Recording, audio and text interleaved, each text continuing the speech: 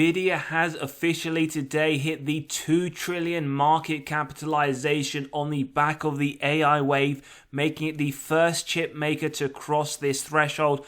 And in today's episode, we want to find out, are there any undervalued semiconductor companies to be buying now?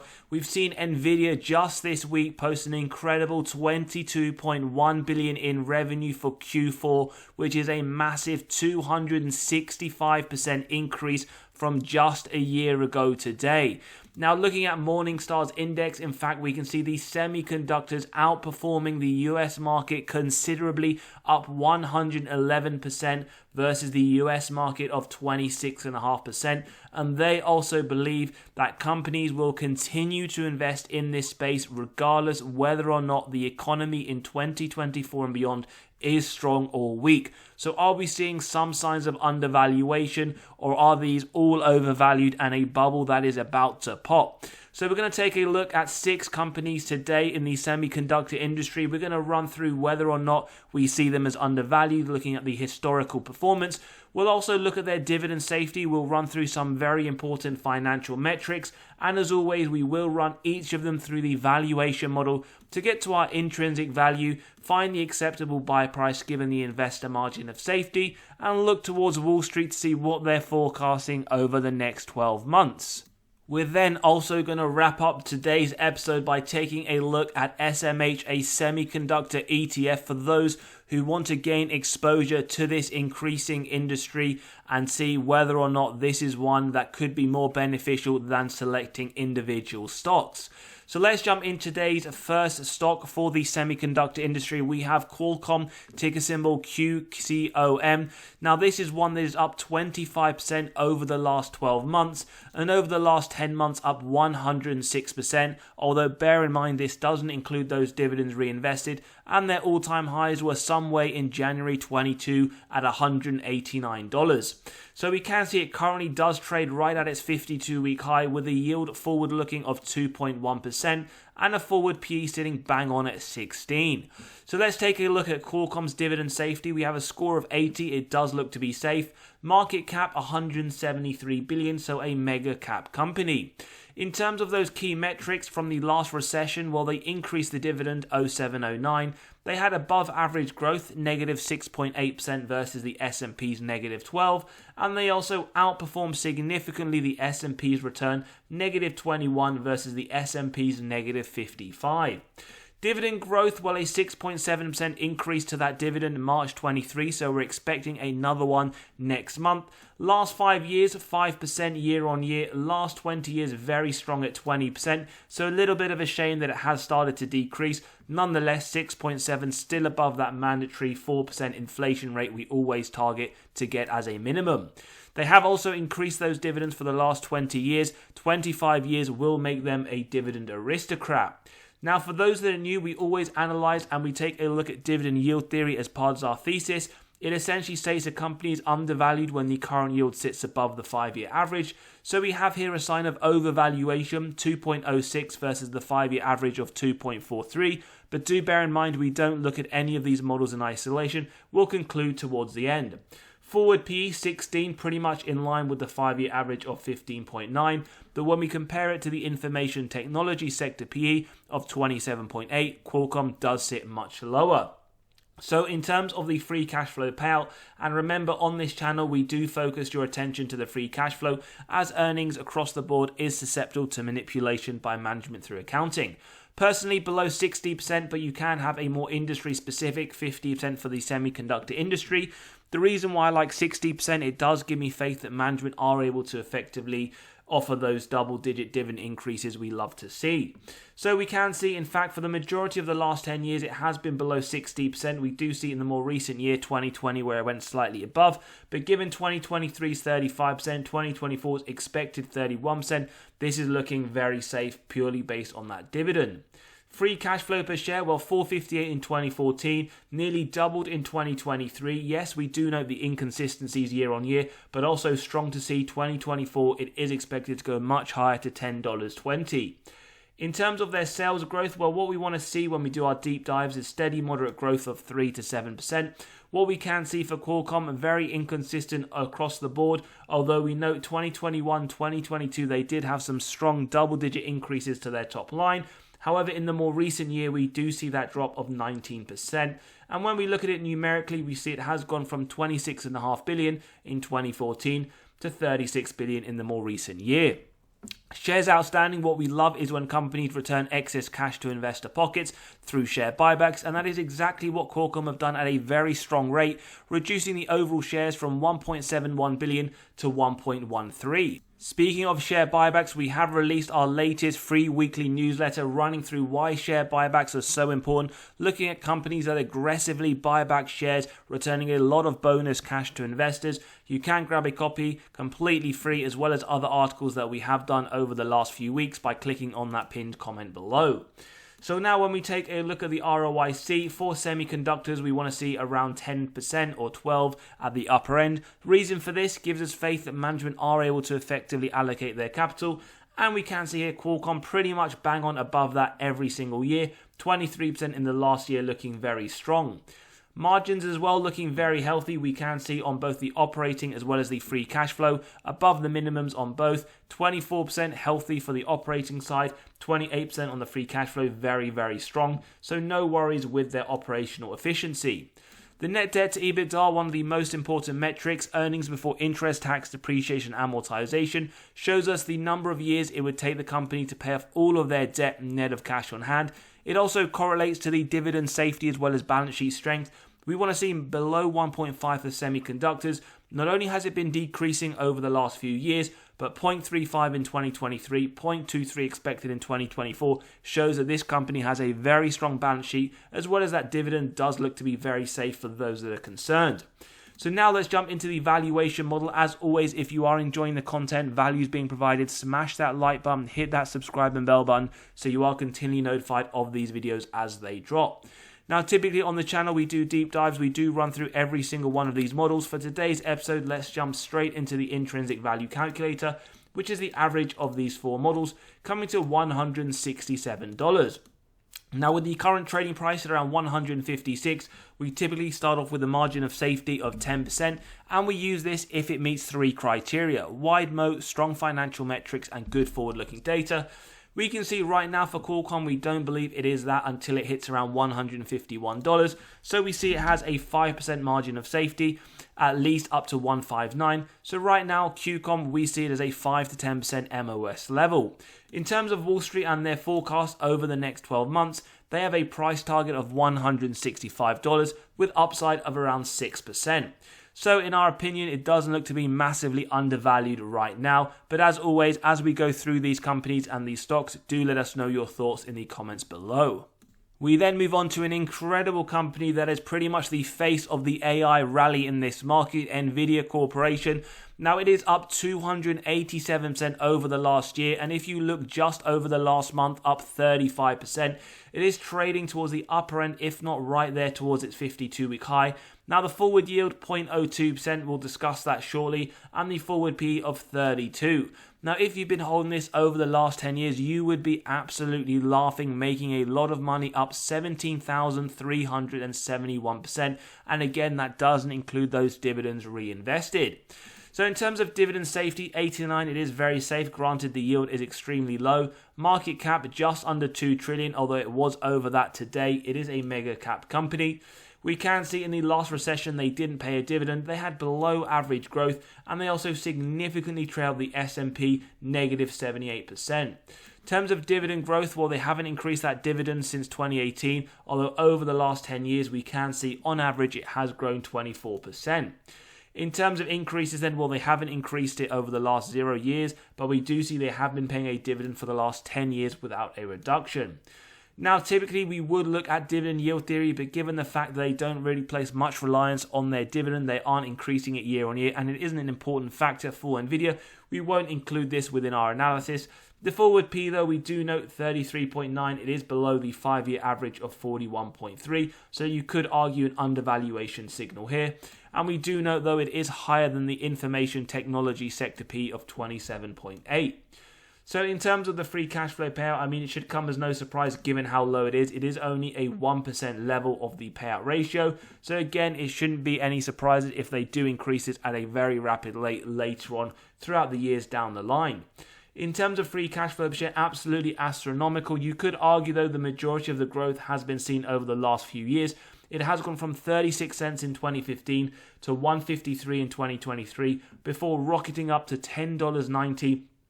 And in 2025, they expect this to nearly double to $20.20. So extremely high, nearly 100% growth on that free cash flow. And the sales growth we can see here, whilst you would argue very, very strong double digits, it is pretty inconsistent. We do see some years negative, some years single digits, but across the board, absolutely phenomenal if this is one you had been holding for a very long time. And we do see it has gone from just under $5 billion in 2015 to $61 billion in their latest annual report. Absolutely incredible. And the shares outstanding, as we can see here, has been increasing. So they would have diluted your position as a shareholder over the last 10 years. But let's be honest, you wouldn't really care given that astronomical growth over that period. In terms of the ROIC as well, very strong, remember, above 12% if we're looking at specific semiconductor industry. 61 in 2024, absolutely phenomenal. Their margins, again, no surprise, very, very strong. And what's interesting to see is that it has been increasing over the last 10 years. And you could argue a very similar story on the free cash flow margin. If they do manage to keep this up for the next few years, then again, this could be one where we perhaps look back and say this price, whilst isn't very cheap, could be undervalued at this point in time based on the projections moving forwards. Net debt to EBITDA, absolutely phenomenal. They have a very strong balance sheet. Wouldn't even take them one day to pay off all of their debt net of cash on hand. So let's jump into the valuation of Nvidia. Now, this is one we did a deep dive recently, so we'll jump straight to the intrinsic value. And we can see here for today's episode, whilst this company is on an incredible run, we see the intrinsic value at $751. Based on the current price, now we do believe that the intrinsic value is lower and perhaps maybe would see that the share price come down over the next few months. But with this rally, it is very, very hard to see where this price could go. In terms of Wall Street and what they're forecasting, well, they have upside of 4% with a price target of $851.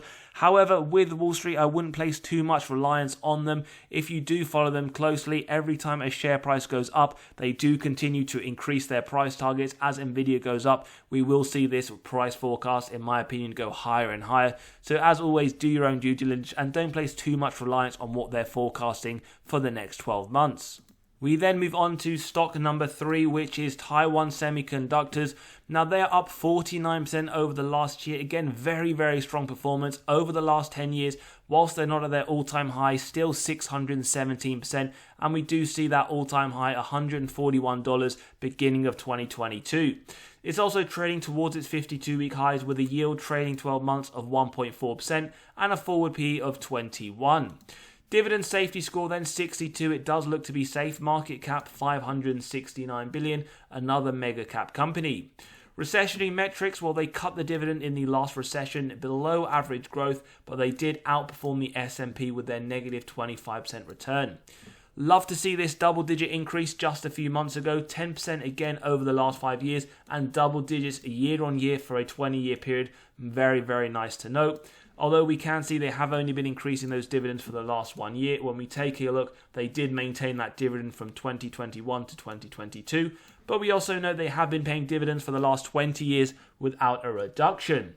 So let's take a look at dividend yield theory. We can see again another sign here of slight overvaluation / reasonable valuation. And when we look at the forward P, it isn't too far off the 5-year average of 19.8. But we can see the information technology sector PE is significantly higher at 27.8. Free cash flow payout then, not something you really want to see. It is around 100%, and this is one of the reasons why we stay always focused on the free cash flow. Earnings can be susceptible to manipulation by management through accounting. What this signals, so say we take a look at 2023, 115%. You're looking here at the earnings, you're happy with yourself, 41%. What this signals, 2023, management paid out more in dividends than they generated in free cash flow. A bit of a red flag in my opinion. We see this once, twice, 3 times over the last 6 years. 2024, however, is expected to come down to 61%, and we can start to see why we don't have as much of a high score on that dividend safety. Nonetheless, the free cash flow over the last 10 years has been increasing and has more than doubled. 2024 expected to go even higher, so it does look like their free cash flow is on a very positive track. Sales growth up to 2022 looking very strong. 2023 they did note a 5% drop to their top line, but before that 3 years of some incredible double-digit growth, and we can see numerically looking positive from 763 billion to 2.16, so very positive. And we do note, however, their shares outstanding has remained fairly flat, in fact flat over the last 10 years. So let's take a look at the ROIC. Nice to note consistency. I love seeing consistency on a very strong metric in the mid to low 20s year on year, 21% in their latest year of 2023. Margins again looking very positive. Their operating margin pretty consistent, although it has been increasing marginally over the period, 43% in 2023. And we can see their free cash flow looking very strong, although very inconsistent, going from the mid-teens to the low 20s year on year. Nonetheless, 14% for 2023 looking positive. Finally, another very, very strong balance sheet, 0 on the net debt to EBITDA, similar to Nvidia, so their balance sheet does look to be very strong. So let's take a look at the valuation process, and don't forget you can grab a copy of the valuation model if you want to get to the intrinsic value as well as the acceptable buy price of companies in your own portfolio or on your watch list by clicking on that pinned comment below. So we can see here now the intrinsic value is pretty much near enough, if not bang on to the current price. So we see no margin of safety. It is trading at its intrinsic value. In terms of Wall Street, however, they have a price target of $141. They see upside of 9% over the next 12 months. And as always, let us know your thoughts. A lot of people don't like to buy Taiwan Semiconductor due to the regulation and geopolitical issues. We then move on to what was one of the most hated semiconductor, in fact, companies in general last year, Intel Corporation. They had their dividend cut. A lot of investors sold out, and then it did do some very strong performances, up 70% over the last year. Although we know over the last 10 years, up 75%, and we can see its all-time highs at around that $60 to $70 mark in 2021. It is trading towards the upper end of the 52-week range with a yield of 1.1% and a forward PE of 32. In terms of dividend safety, well, a score 60 borderline safe, market cap 182 billion, a mega cap company. When we take a look at those key recessionary metrics, well, they maintained the dividend, they didn't cut it, they didn't increase it, and they had below average growth, yet they still managed to slightly outperform the S&P with their negative 49% return. Dividend growth, as I mentioned, they had that dividend cut, negative 66% last February, negative 9% on average, although over the last 20 years they have been increasing their dividend by 12% on average, and we can see, or in fact expect, a dividend announcement in the next few days. So there we have it, 0 years of consecutive increases, 0 years without a reduction. So in terms of dividend yield theory, we do see a sign of overvaluation purely on the yield, but do bear in mind that dividend cut that did come into the play, that will slightly skew this data, and we can see their forward P 32, much higher than that 5-year average of 13.2, and above the information technology sector PE. Now with their dividend cut, we can see their free cash flow payout, although we note here it is negative given the fact, as we're about to see, their free cash flow was negative over the last few years. So when we take a look, as mentioned, negative 2.34 in 2022, negative 341 in their more recent year, although previous to that it had been increasing up to 2020 before reducing, and as we can see here, 2024 expected, whilst negative at 1.16, it is expected to be a better performance than the last 2 years. So in terms of sales growth then, we do see up to 2021 not looking the greatest, in between the 3 to 7%, although some years looking pretty flat. We do know 2 years now of Intel of negative revenue of the double-digit size, and when we look at it numerically, we can in fact see that their top line 2014, 10 years ago, was sitting higher than it is now in 2023. Shares outstanding though, they do share buybacks. Over the long term, we do see this reduced from 5.06 to 4.21 billion. ROIC then for semiconductors, this is looking like the lowest score we have seen so far on this episode. 2% in 2022, 0% in 2023. A bit of a red flag indicator, so do bear that in mind in your investment thesis and when you look at your margin of safety. Operating margin as well, it looks like it has dropped off from 2021 with 4% in 22, 0% in 2023, and the same can be said for that free cash flow margin, given the fact that the free cash flow has been negative for the last 2 years and is expected in 2024. Net debt to EBITDA, remember, semiconductors, we want below 1.5. Now, 2023, it has gone above that to 1.96, although we can see here that 2024, it is expected to come down. So a lot of red flag indicators with Intel, so there is something that you do need to bear in mind, not just before investing, but also when you're looking at your margin of safety. So let's jump into the intrinsic value for this company, and we can see that today's episode gives a value of $41. Now, with the current price at $43, we do see it is trading above its intrinsic value, so we do see it as overvalued in the current market. In terms of Wall Street and what they expect, well, they have a price target of $47, so they do see upside of around 9%, so you could argue they would say it is roughly a buy. Again, as always, do let me know. A lot of people who will be watching this will have sold Intel during the dividend cut, but we would have also had people who would have bought at that bottom sitting on some very nice gains. We then move on to another mammoth of a company, which is Avgo Broadcom, up 123% over the last year. Over the last 10 years, absolutely phenomenal, up over 2,000%. It is trading at this 52-week high, which when you compare it to its 52-week low is more than double that. So that has been an incredible run just this year, with a forward yield of 1.61% and a forward PE of just under 28.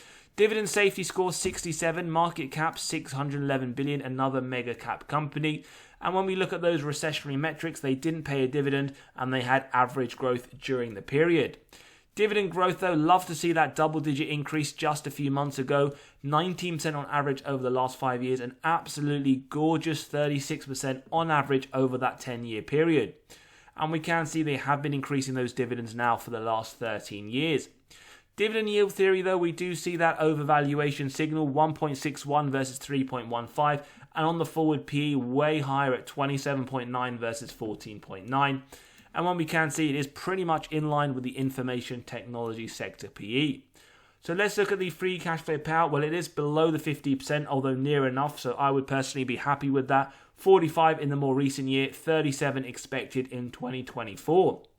Free cash flow per share, this is probably one of the best companies when I look at this metric, just at that consistency year on year. 2023 at $42.50, 2024 expected to go into the mid-50s, looking very, very strong. And if they continue this could be one of the best companies in your portfolio, as it has something that maybe a company like Nvidia doesn't have, which is consistency year on year, a very strong track record.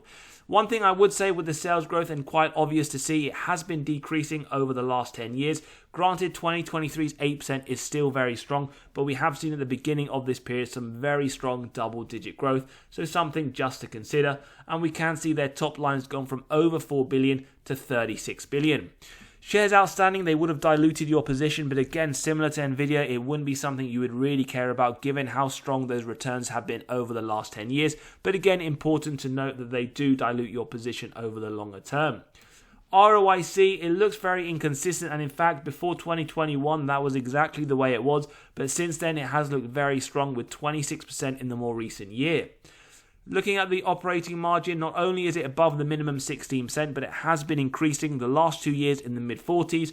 And the free cash flow margin, one of the best companies when looking at that free cash flow, very strong, very, very high. Consistently at 50% on the last 4 years is a beautiful metric to see. Now, net debt to EBITDA 1.1 in 2023. It is below the 1.5. Expected to go down even more to 0.85 in 2024. So there is a lot to love with Broadcom, but again, remember the most important thing isn't just looking at the company, but understanding the valuation and whether or not in today's price it is undervalued. So in terms of the intrinsic value for Broadcom, we get to a price of $1,257, and we can see the current price is slightly above that. So we do believe that Broadcom is trading overvalued above its intrinsic value. Now, in terms of Wall Street and their forecast, well, we can see the first company we have reviewed today on this episode with upside of -5% and their forecast of $1,250. We then move on to a very strong semiconductor. Again, all of these are very strong. ASML Holding up 51% over the last year. Over the last 10 years, just under 1,000 return. These are some very strong companies returning a lot of value to shareholders. Again, trading towards its 52-week high with a yield under 1% and a forward P sitting now at 46. Dividend safety, well, 82, very safe. Market cap 373 billion, a mega cap company. And when we look at those recessionary metrics, well, they cut the dividend, they had below average growth, and they had essentially a bang-on recession return of negative 55%. Dividend growth last summer, 6%, which was a bit of a shame given the last 5 years and the last 10 years have been strong, mid-20s year on year. Nonetheless, it was above that inflationary rate, and they have been increasing those dividends for the last 14 years. So let's take a look at dividend yield theory, and we can see our first sign on this episode of undervaluation, 0.67 versus 0.47, but on the forward PE it does sit much higher than the 5-year average of 32.9 and significantly higher than that of the sector PE. So let's take a look at the free cash flow payout. A little bit of a worry, we see 74% in 2023. It isn't typical of ASML to have such a high essential payout ratio, but we do know 2024 they're expecting to bring this a lot lower at 20%. So what about the free cash flow per share? Again, very inconsistent, but it is growing over the last 10 years. We see it peak up at $24 in 2021 before lowering down to $8 in 2023. On a more positive note though, 2024 it is expected to be around $18, showing some strong growth from the previous year. Sales growth as well, double digit nearly every single year. The last 4 years, very strong. In fact, the last year, 30%, absolutely astronomical. So this is showing this is a company that continues to increase their top line at a very strong rate, from around 6 billion sales in 2014 to 28 in 2023. Shares outstanding, well, they also do share buybacks, pretty much buying back around 10% of their shares from 2014. ROIC, very strong, again, one that has been increasing over the period with the last 3 years showing some very strong numbers, 49% in 2023, lots to love about this company. Operating margin, free cash flow margin, pretty consistent on the operating side, 33% in the last year, looking very strong above that 16% minimum we target. And free cash flow margin, whilst it has dropped from the last 2 years, 12% nonetheless is still very healthy. So finally, the net debt to EBITDA, again, another semiconductor with 0 years, a very strong balance sheet, and their dividend, for those that are worried, does look to be very safe based on this information. So let's jump into the valuation for ASML. And don't forget, if you have enjoyed today's episode, smash that like button, hit that subscribe and bell button so you are continually notified of these videos as they drop. So we have an intrinsic value of $952 for ASML. Margin of safety, now again, whilst we start off with 10%, we can see it is quite some way away. At 5% as well, it is some way away. So whilst we do see the intrinsic value slightly higher than the current price, it isn't too far, so we only see around 1 to 2% margin of safety. In terms of Wall Street, however, they see 1%, so they have a price target not too far off our intrinsic value. So whilst we do see this as a very high quality semiconductor company, we see it trading near enough its intrinsic value, with Wall Street only targeting 1% upside over the next 12 months. Now don't forget, you can grab a copy of this model if you want to run your own companies through to get your own intrinsic value and your own acceptable buy price, whether they're on your watch list, whether they're in your portfolio, or even if you want to run through the ones we went through based on your own estimates. Now finally, before we end the episode, we do want to take a look at a semiconductor ETF. Now, for those who do like semiconductors or these companies we ran through, but either believe them to be overvalued or don't want to hold too much risk by picking one particular stock, you can take a look at a number of semiconductor ETFs. This is one we have just picked up, SMH, the semiconductor ETF from Vanex Semiconductors, and we can see that this is one that year to date, and now it's only been 2 months of the year, has had a 16.5% return. The expense ratio, not too bad, 0.35%, and if you want, we can take a look at other ETFs in this region and take a in-depth video. We can see their holdings, no surprise there though, Nvidia makes up 13.1%, we have Broadcom around 11%, ASML, pretty much a lot of these that we have gone through in today's episode. So again, it is one way of diversifying without being specific in terms of picking stocks if you're worried of overvaluation, or as always, ETFs can just be a very simple way to have strong returns. Now we can see their performance if we want to look since inception. In January 2021 or 2020, we see it was trading around $100, and we can see right now, hypothetically speaking, that would be around $200, so it has doubled over the period. When we take a look at just the last year again, we can see it has been on a very strong run, as well as over the last 3 years. So always something just to consider whether or not you do want to be buying into an individual company, or whether you do want to effectively buy an ETF which does hold a large group of them, as we ran through. As always, if you enjoyed today's episode, smash that like button, hit that subscribe and bell button. Don't forget to sign up to our free weekly newsletter. And as always, we'll see you on the next one.